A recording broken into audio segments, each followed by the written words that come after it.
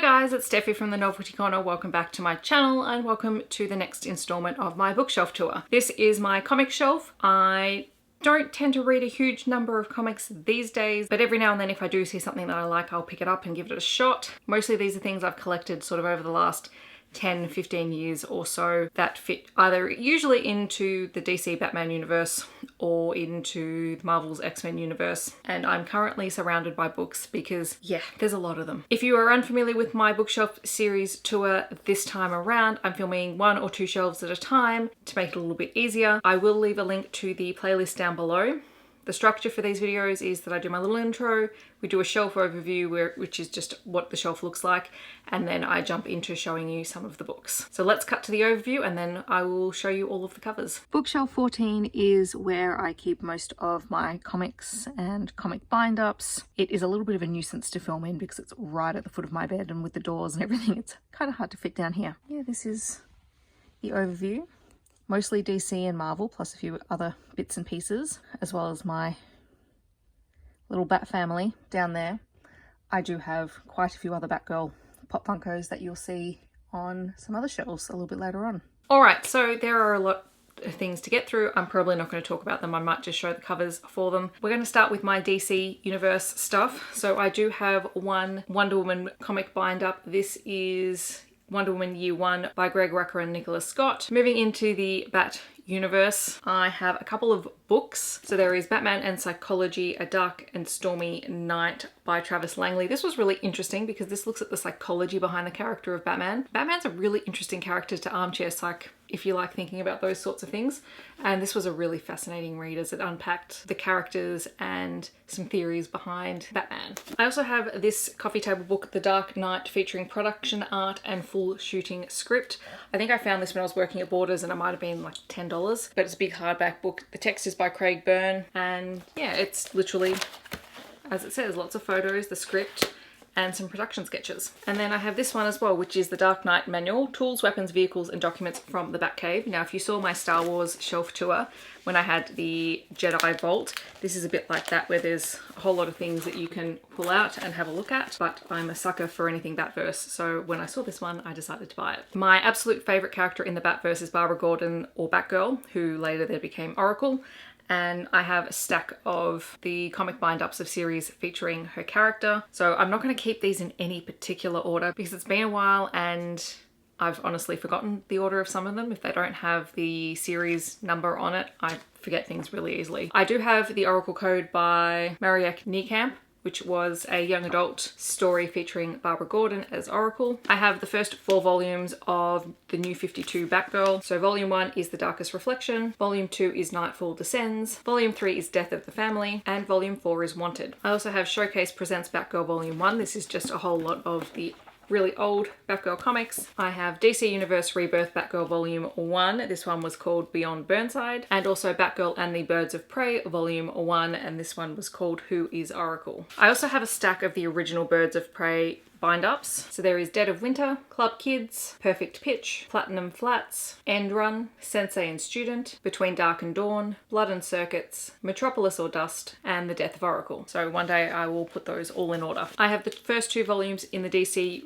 Universe Rebirth Nightwing series. So volume 1 is Better Than Batman and volume 2 is Back to Bloodhaven. I do really like Dick Grayson as a character. I like him as Robin and I like him as Nightwing. I don't always agree with everything that he does, and I much prefer his relationship with Barbara Gordon when they're not off again, but what can you do? I actually have no idea what they're up to these days. I also have New 52 Nightwing Volume 1 Traps and Trapezes, Nightwing Love and Bullets, the Nightwing and Huntress bind-up. This was also really fun. I also have Huntress Year 1 because I also really like Huntress, and Huntress Cry for Blood, and also The Question Pipeline. And the next and last lot of DC comics are all Batman titles in no particular order. So there is Batman Tales of the Demon, Batman and Son, Batman Hush, Batman Officer Down, Year 1 Batman Ra's al Ghul, Batman R.I.P., Batman Battle for the Cowl, Batman Contagion, Batman Face the Face, Batman The Killing Joke, another copy of Batman R.I.P., The Resurrection of Ra's al Ghul, Batman Son of the Demon, Batman and Robin, Batman Reborn, and Batman and Robin